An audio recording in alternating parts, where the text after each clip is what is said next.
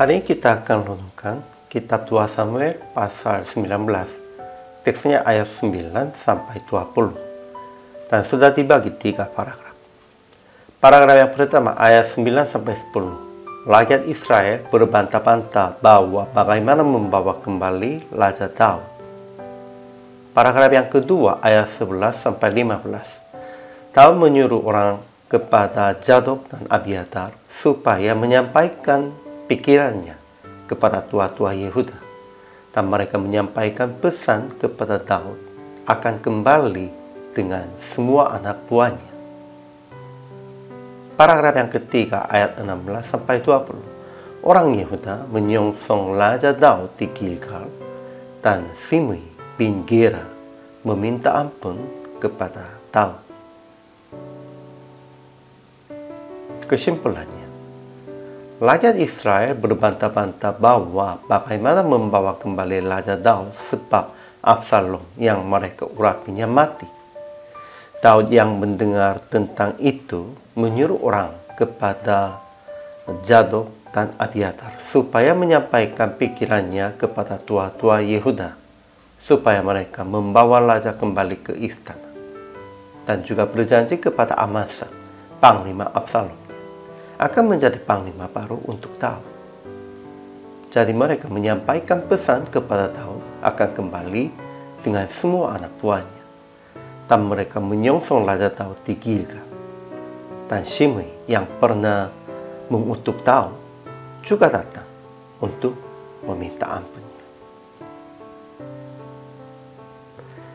Ajaran tentang Allahnya, sebenarnya kita harus ingat tentang itu. Tidak dijelaskan firman atau perbuatan Tuhan. Sudah lama tidak dijelaskan langsung tentang Tuhannya. Itu bukan karena Tuhan tidak berfirman atau diam, melainkan Daud dan orang-orang sekitarnya tidak mendengar dan tidak konsentrasinya kepada Tuhan. Dalam situasi ini, semua terjadinya hal-hal buruk demikian itu.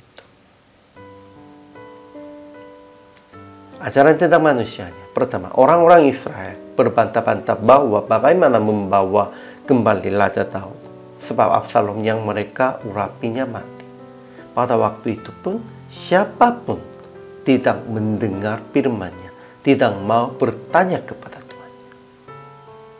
Kedua, Daud menyuruh orang kepada Zadok dan Abiatar supaya menyampaikan pikirannya kepada tua-tua Yehuda supaya mereka membawa raja kembali ke istana, dan juga berjanji kepada Amasa, panglima Absalom, akan menjadi panglima baru untuk Daud.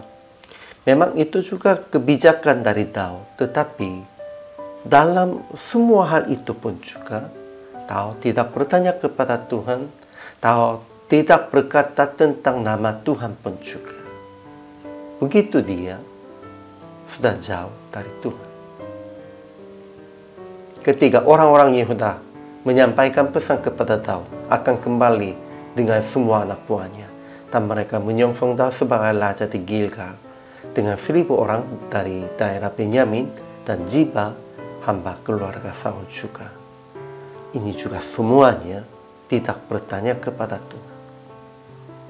Keempat, Simei bin Gera yang pernah mengutuk Daud juga datang ke sana dan meminta ampun dengan berkata, "Hambamu ini tahu bahwa hamba telah berbuat dosa." Ya, memang kalau sudah tahu berbuat dosa, daripada menyembunyikan diri dan daripada menghindari, lebih baiknya mengaku dosa dan meminta ampun. Dari akhirnya praktek hari ini. Pertama, jangan menunda-nunda segera menerima Yesus Kristus sebagai Raja dan Juru Selamat.